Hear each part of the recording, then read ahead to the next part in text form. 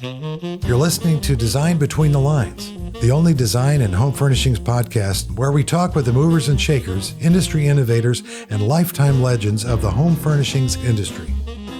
It's here that I get a chance to sit and chat with the influencers shaping the industry into what it is today. This episode of Design Between the Lines is brought to you by Strictly Santi, award-winning designer David Santiago's trademark brand, known for a clear, distinct vision that transcends from residential to hospitality design. David's unique and custom upholstered furniture, lighting, and wall coverings have his signature touch of color and graphic element. His collections are made to order and available through strictlysanti.com, American Brass and Crystal, and Bijou Wall Coverings. Embrace the unexpected and get ready to be santified. Today I'm excited to welcome Jaye Anna Mize, Vice President of Creative at Fashion Snoops. With a passion for trend psychology, technology, and design, Jaye has branched across fashion into home interiors through her development in trend forecasting over the past 16 years. Working with major brands worldwide, Jaye spends her time covering international events and analyzing key cultural influencers within the home and interior markets to produce macro and micro projections. She is skilled in understanding consumer behavior and how that connects to product development, lifestyle forecasting, brand development, and retail strategies. Jaye, it's great to have you on Design Between the Lines today. Thanks. I'm excited. Hi. Hi. When we're here on a day that you're going to be having great fun. I know. Doing some trend work. I know. All day. All day long. Oh, my goodness. Well, that is your bailiwick, is it not? Yep. Exactly. Yeah. Today we are, each season collectively, the entire creative team at Fashion Snoops comes together for about a 6-hour meeting virtually where each one of us presents where we feel like we're going for the season. But you have to realize that we're working 2 years in advance. So it's for 23, 24. So we're also working on like 2024 macros and looking at micro. When you say macro, tell me a little bit about what is macro. So a macro is a macro trend, meaning that we're looking at big picture movements. So 20,000 foot level. Yep, exactly. And how we really track that is that we have an AI development software that we tag to different algorithms on the internet. So mostly news resources. And what that does is it tracks things like technology, wellness, sustainability, all of those big hot topics. And from there, we're able to really look at what that data brings to the table and kind of segment it into micro trends. Okay. So first, you have to formulate your micros to be able to then bucket them into what would be a macro. Okay. So if we're looking at sustainability, you might have like the climate crisis, and then you might have greenwashing, and then you might have, different material applications that kind of come to the forefront. So looking at it from that perspective, you can kind of see and navigate where the macro trend will be pushing down the line. We know sustainability is always going to be happening, but it's always evolving. So it's our job to kind of figure out where it's going to next, have that kind of like projection of what's going to happen over the next 2 years with sustainability. But there's a ton of different topics that we really look into, things like human identity, we just said sustainability, but wellness, like all of those kind of top of mind topics, which is interesting. Are there cross references, Jaye? Like for example, they're inventing new materials all the time. Yep. I was on a webinar a couple of weeks ago about new materials, and the subject came up, when you're inventing these things or they crop up and you see something, don't you also have to look at how that's going to affect the environment? Because, the new materials may prevent one thing and create another problem. Is that something you guys consider, the kind of cross, I want to say cross-referencing, but it's really not. There's always like an ebb and flow to trends, right? Yeah. So like when you're having, a great example is sustainability and wellness. Those two have been like so interchangeable to where they're like almost on a one-track line together at this point because people are associating wellness with being eco-friendly. So I think as a business owner or CEO, you really kind of have to understand that the attributes of sustainability actually kind of coincide with people feeling good about themselves. Like the mental health crisis is right in there with sustainability, which is kind of wild to say, but and it also really predicts things like the colors that we'll be projecting, with eco items. So you'll see a lot more like wellness colors come into the forefront, a lot more like wellness materials, things that kind of have those attributes. And, they'll probably segment for a while and go on the same track and then spread apart as that feels good to consumers, and the more that they adapt them, and you'll then see wellness take another turn or sustainability kind of merge into something else, which is really quite interesting. So it's all about tracking those little tiny dots and lines and pushing it all together. But to talk about what we're doing today with Fashion Snoop, so we look at the micro and macro projections, and then we look at how that is translated into the overall design and how it will be relatable seasonally.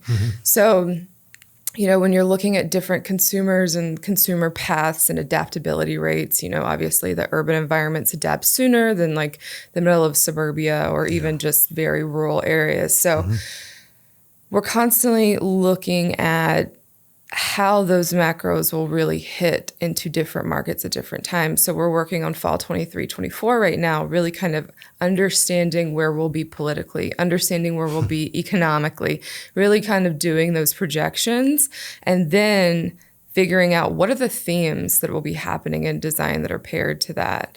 What are the colors? What are the details? What are the prints and patterns? What are surfaces, especially within furniture? Furniture is an interesting industry because it moves so much slower. It is a long manufacturing timeline, Yes, it is. And it's even longer now due to COVID. Even longer. So the big things that we're kind of seeing within furniture is almost like it's gone, or it will be going completely minimalist at that point, just so the end consumer can kind of dress it up as they want to, like dress up their home or dress up their spaces. Sure. But the foundational pieces really are your furniture lines, which is interesting. Well, we've been through, obviously, the last 18 months. If they haven't been acquainted with their home furniture, I don't know when they will be. And many of them have been acquainted in a negative way as they sat on them doing Zooms and whatever over the next, and kids did homework and whatever. Boy, did that, I imagine that did affect in a radical way how people thought about their home that they really hadn't thought about before. You're stuck in your home. You have to really look at the same things every single day. I feel like we were just just there randomly or by the seat of our pants a little bit before, it's like you're just walking through. Yeah, exactly. You weren't really actually having to have so much emotion as to why you're purchasing, which is quite interesting for the home versus fashion, where you cleaned out your closet and now you just want very cozy basics at this point. So it's definitely a lot more of an emotional connection, I think, with COVID. I would imagine so. In so many ways, and I'm guessing that also has to do with what you mentioned earlier about mental health kind of moving up to the forefront, and we see it now every day in the news. The results of it, unfortunate results, and also some positives about people helping each other, if nothing else. Yeah, I think so too. I think that there shouldn't be a stigma against having mental health, and maybe a lot of the transparency has actually kind of done some good because I grew up with ADD, so you have that as a girl, people don't recognize it, that type of thing. My parents were like, what's going to happen with you? And I'm like, I don't know. Moved me to New York, where I thrive in that environment. Yeah. And it's just, I think there was a lot of stigma towards that, in the 90s, of, growing up with that kind of thing. But now I've been able to kind of use it to my advantage. Yeah. So I think, from a mental health perspective, for sure. I mean, when you look at mental health and you equate it to design, it's really interesting because you don't realize that, you're on your phone all the time and you're so desensitized to your surroundings. Mm-hmm. So we've actually attributed the overconsumption of the internet a lot with mental health, but also how to reground yourself in spaces. And so if you equate that to design, you want to design for better. It's really about more tactile pieces, things that make people feel like when you slide your hand across it, it actually kind of regrounds you in the space. There's a lot of things that happen like on a subliminal level with your furniture pieces specifically that you don't even realize, right? From how comfortable they are to the way that they feel, the way they touch, the way they smell, everything about them, those sensory elements that bring you back in. So we're seeing a lot more product design kind of go into those arenas of being very tactile or grounded, like with a lot lower bases, a lot smoother woods, a lot more kind of like pristine, clean finishes, things that are very soothing and harmonious to the eye. And a lot of those kind of like basic repetitions that you see actually like within a lot of soothing pattern work that really is, you know, creating these calming spaces. And it's really due to this mental health epidemic that we're going through. And so that's one of the biggest things that we're projecting is that's really, you know, things are going to be a lot more in balance. Modernism is coming back in a huge way, which is really interesting as you talk to this, because I think that we all want a little bit more elevation to our spaces and a little bit more sophistication than where we've been. So pairing those two together, I'm excited, and personally, I can imagine. I can see that in your eyes. I can see that. So tell me, we were talking a little bit about mental health. I'm going to shift the conversation a little bit towards how you see people working now versus when you got into this business. You know, tell me the differences between then and, you know, 16 years later, what you see when you go to shows and other things and you witness how people are working together now versus what were they doing then? Do you see what's the shift in that? That's interesting. So, well, I was really green when I first started. I was 19, and I was in fashion, and that's really kind of not the most fun industry. And I got sent to High Point because we were consulting for Warner Brothers, and so we needed more of lifestyle trends. And I came back, and I was like, I'm not doing fashion anymore. Home is so nice. The home industry is so nice compared to fashion. And, you know, I think what's interesting is it's really kind of changing from this old school male-driven industry, right? That's kind of the son takes over the business and all.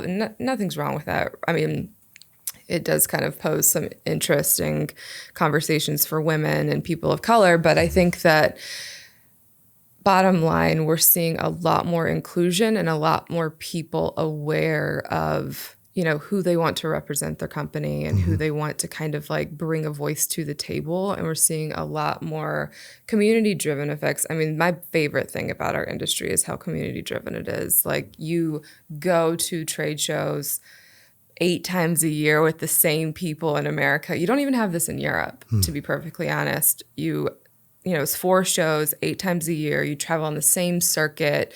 You'll eventually do a dinner with almost everybody that you know in the industry.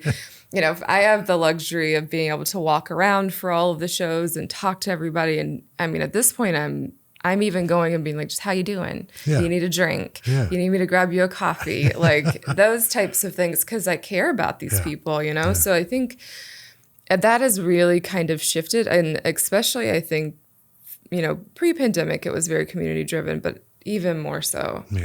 Like so post. More collaborative. Way more collaborative. You're seeing a lot of collaborations, which is really fun. And a lot of brands bringing in like really cool voices to be collaborative with. Listening. Yeah.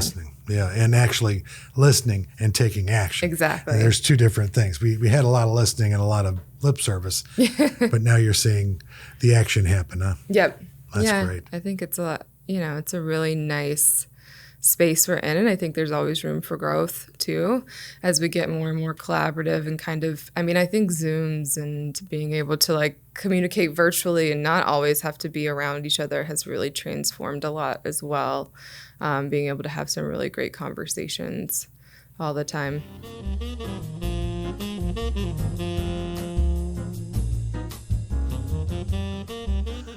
So let's talk about women in the industry, and let's talk about inclusion for a minute, because we're seeing the former happening over the last, I think, the last 8 to 10 years, very strongly.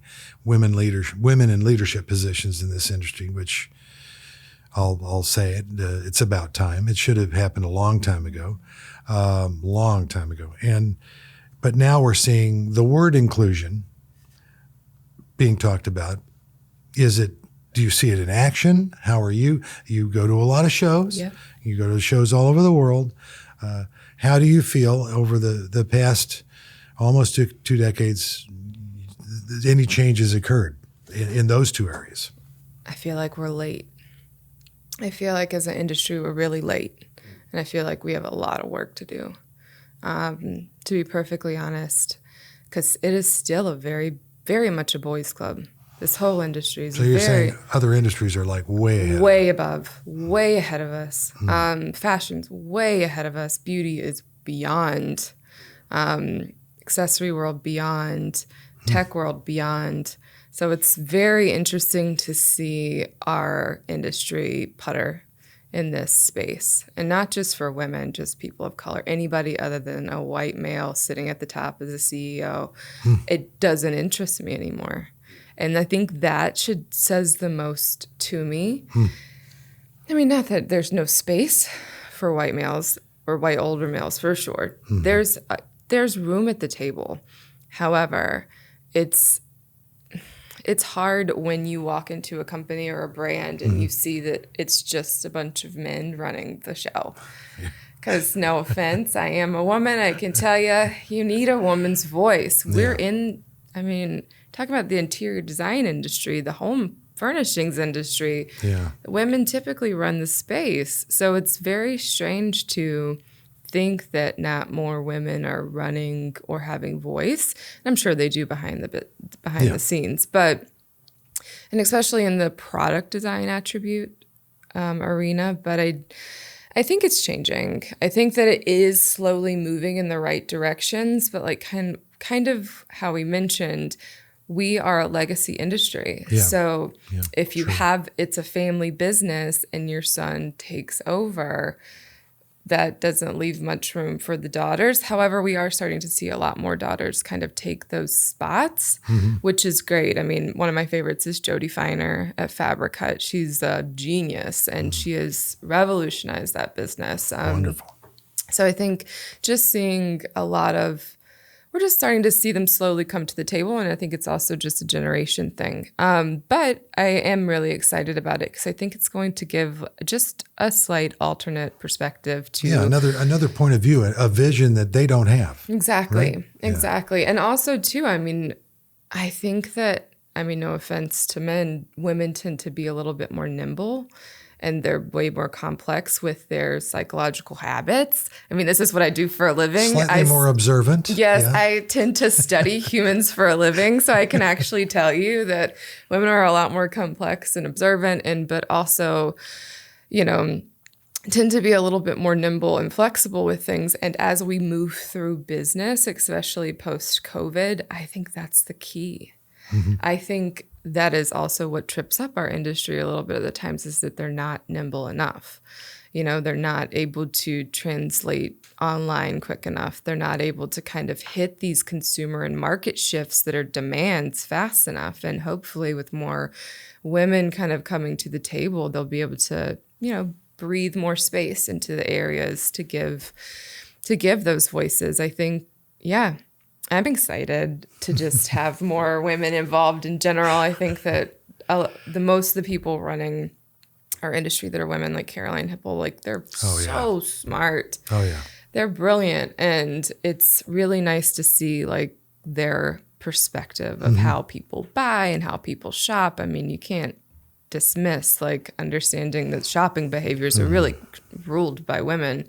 So it makes sense to have someone with the same psychological patterns to be running running the actual product development cycles too.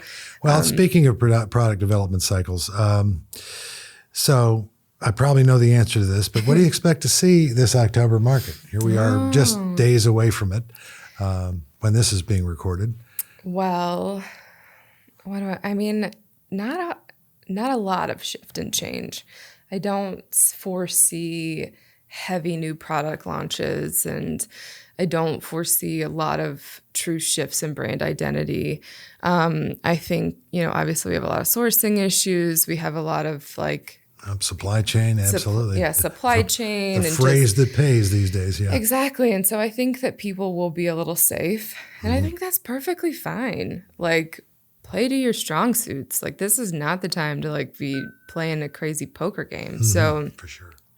I think playing to safety and that's what I'm expecting. I think, this market in general will be more about community and networking and seeing your friends that you haven't seen in 2 years almost, and reconnecting with those business acquaintances and saying hi and making sure everybody's okay and that their mom's okay and that I got an email that you made it through this whole thing. And then next market, we can worry about all those product launches that you're bringing. I mean, I'm praying that people that are coming, that are buying, they do strong orders, but I think, it's a really tricky time. And I think this market in particular, I'm not projecting that there will be like any crazy launches. I do know of a couple, which are exciting. I think, maybe people are supposed to know, but Bobby Burke is launching with Karastan, like different kind of licensing opportunities. Bobby's a big friend of ISFD. So I love him. He's so great and awesome to work with, just such a joy. And so I know that there's some launches coming, and I think with those product launches, what's interesting is they're really more in the licensing arena. And that's because, that marketing voice that they have has been on that safe track, which is nice. So you're saying, in a sense, really kind of something we talked about earlier, collaborating with a different point of view. Exactly. One you don't have in your business. And a marketing reach that you don't have. Oh, for sure. That's the number one reason why you license, right? Is to actually get it into a voice, into a demographic that you don't have. Yeah, build your reach and your audience. For exactly. Sure. Yeah. Wow. Well, so what's the next step? What's the next thing for Jaye Anna Mize? What's going on down the pike? I know what's happening this afternoon, no question. You're going to be very busy till 6 o'clock tonight. Yeah. So after that, obviously market, and then what's after that?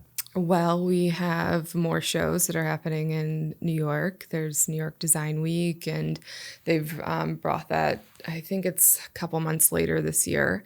So we had 7 trade shows in the last 4 weeks, between starting in Milan, going through Maison, going to London Design Week. We have DecoRex this week. We have High Point, and then we have Wanted, ICFF, New York Design Week. So, we're just really inundated with all of this amazingness right now. Honestly, it was like a great refresh because, you can get so overstimulated in my job sometimes, but also like after 6 months, we were like so bored, like, all right, when's this going to happen again? All these poor magazines are having to shoot the same thing. So for us, it's really about keeping our ear to the ground to listen to like what are the true pulses that are going to be coming out of this and how people are feeling and how shows are doing and where are the design notions. And that will really kind of trickle to us how fast the adoption rates are going to be as we look at the landscape over the next 2 years. So I think, which will bend and sway your predictions down the pipe. Okay. Exactly. So I think for us, it's exciting. And we'll be in it until literally probably March of next year. Because after November, you have the holidays, then you go back to Europe for Heim Textile and Ambiente put your big, thick shoes on because it's winter. Yes. Yeah. Oh, gosh. That'll go right up through your legs. Yep, exactly. So, I've been to Cologne many times. It's like, whoo. It's like we had 18 months without doing trade shows. We did everything really digitally. And now it is like all inundated right back to us, which is actually quite funny because that's not happening in the fashion front as quickly. Interesting. Which is really interesting. They have very different manufacturing timelines and kind of adoption rates and turnover of trends versus home. Really, people. This brings me to a question. Okay. This brings me a fun question, I hope. All right. You've observed a lot of things over a lot of years, and you've seen things come and go. And you don't have to mention companies, but you might mention a little bit about what you saw in terms of, one of the greatest successes that you can talk about, maybe even an unanticipated success, and then one of the greatest failures, or, we'll say learning experiences for someone in the industry that wanted to launch and it just went, phew. Any of those come to mind? Let's talk about successes. Let's be positive about this. So you mean one that was like unexpected? It came on the scene and a trend or a look, and you all were going, "Wow, that's better than we thought it would be." Oh, okay. Well, it's interesting because that does happen. Yeah. But we work, so you have to realize, like, we work 2 years in advance. We have no validation to what we do. Okay. You literally have to just throw your ego right into the street and like just roll with this very vulnerable perspective all the time. Okay. You can't have an opinion. You have to be completely just a blank slate, no matter if it's good or bad. So it's hard sometimes for me to be like, oh, that was so successful, like I don't remember, all the time. Like you're like out there a few years. Yeah, I'm writing my rent checks in like 2024. I hear you. But anyways, so I think one of the best ones that we kind of predicted was, and I mean, it's hard to talk about because I'm not used to it, but is the Jaye Anna Mize era. Mm-hmm. So what was interesting about her era and why it was so easy to predict was because she came out during a political year, which typically when there is an election in the U.S., that is when Americans get most traditional. Oh. So it is when you are craving those farmhouses, you are craving those kind of Americana aesthetics, and she boomed at the exact right time, and miraculously we had a huge trend development that paired exactly with where she was in the market.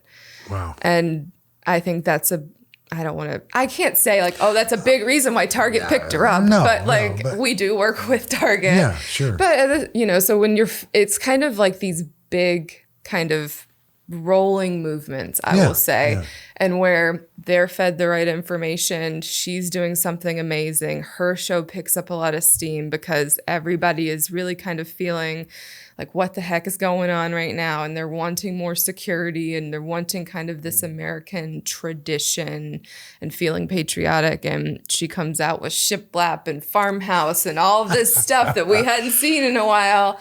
And it was just this beautiful magic moment in the industry. We were like, that's kind of amazing. It is funny how you see these ebbs and these flows. I remember a few years back that black on furniture with a little trimming was a hot thing with the French underneath it. And, they went from, it was going to be oak or it was going to be cherry or mahogany. And all of a sudden, well, let's do it in black. And it went crazy. And part of that must have been that two trends were coinciding at the same time. I have another great example of, since you spoke about color, one of the biggest things that we were seeing happen in fashion is people of color were starting to get more and more of a voice, specifically around fashion items. So pantyhose was a huge conversation of like how there needs to be multiple shades of neutral.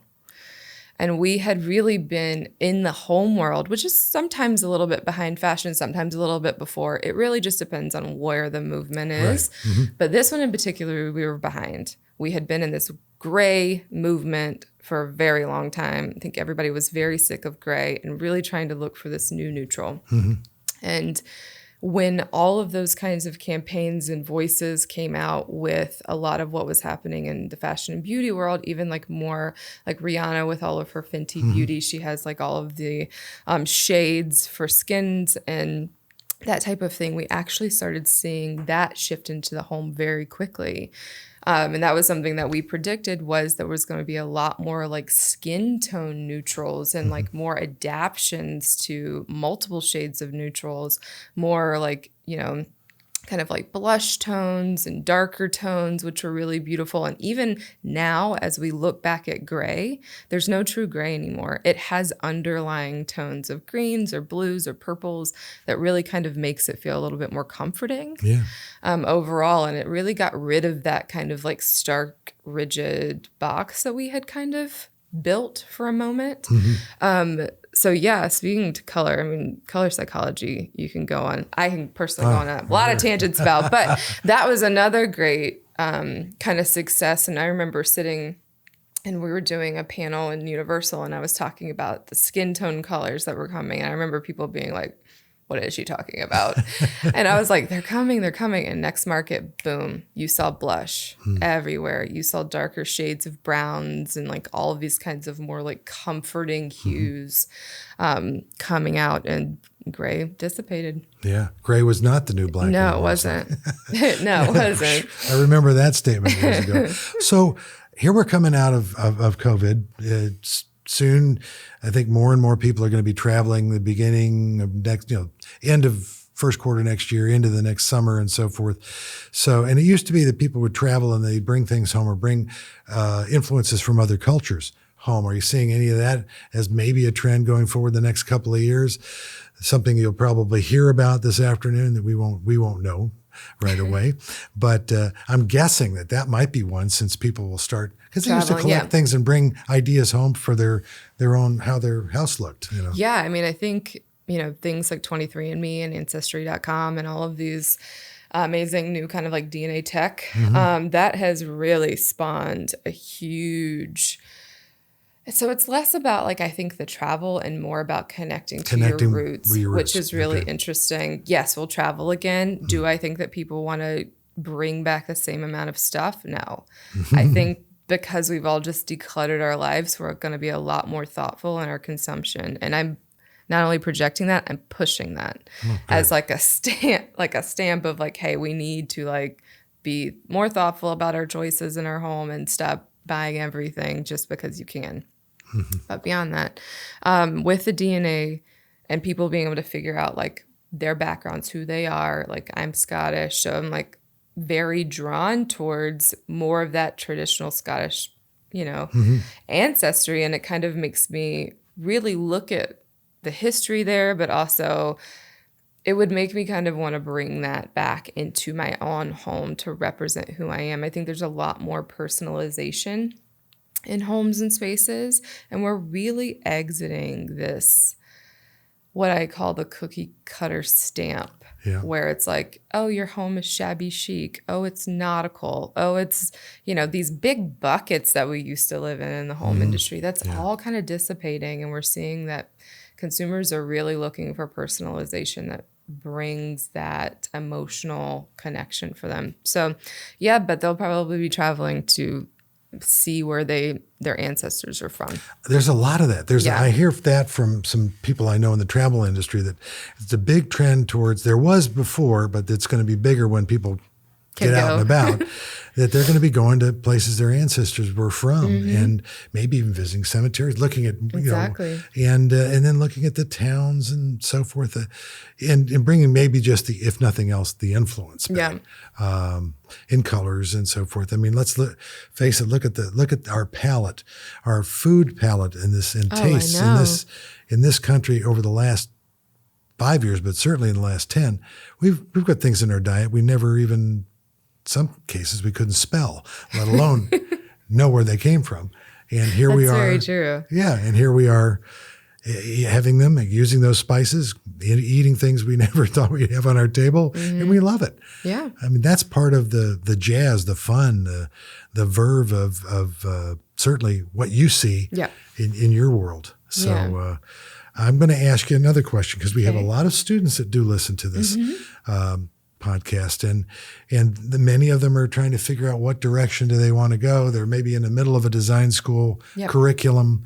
I know you've had you've been down to SCAD recently, Savannah College of Art and Design. Well, there's going to be a few of those students at the Pinnacle Awards this year. We always have a cheer off between design students, Appalachian, SCAD, UNC Greensboro. It's a lot of fun.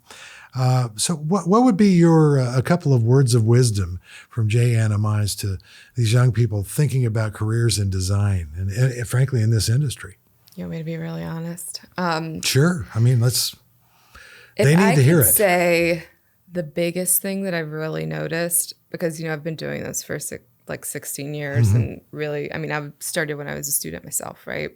So And I get a lot of interns every season, and I will say, as students have come out recently, and I think it's a lot of the schools, they are positioning them to like have a very clear, loud voice, right, when they're in school. I think that's great. I think having the clear, loud voice is amazing. The problem is when they get into a work environment, they forget to listen. So they come off a little bit off-putting to people that have been in the industry for a really long time. They sort of lose that collaborative. Exactly. They lose the collaborative. They get really kind of stuck in, this is how they taught me to talk to you in college and get my voice across. And I'm supposed to be so serious and ask all of these, very poignant questions. And it's like, I feel like a lot of times the questions I get from students, they already know the answer to, which isn't a bad thing. But like, it's almost like they're too busy wondering the next question to listen to what your answer really is. Yeah, and I think, which might influence the next question. Well, the thing about design is you are never going to be coming out of school and going to a business and just being the rock star you were in school. Okay. In the sense of, you are going to learn this consumer, this manufacturing process, all of these different things. Right. Mm-hmm. And the best thing that you can do is just allow yourself time to come in, get acclimated, and listen to the process. Listen to what's happening, even if you know that it's not great. Learning and listening and growing really has a lot to do with sitting back and watching and doing your job. And obviously you want to step to the table when you can, and you want to, make those moves and stuff like that. But it's such an important step that I think is missing in today's, is like really kind of wanting to still learn. Yeah.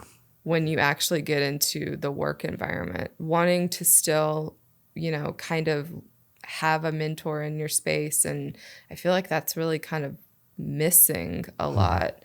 I would be nowhere without any of my mentors that really kind of shaped and guided me. And I think really kind of allowing yourself to have a breath. I think we're in a very strong instant gratification, like time, movement, generation. Yeah. And success doesn't come with instant gratification.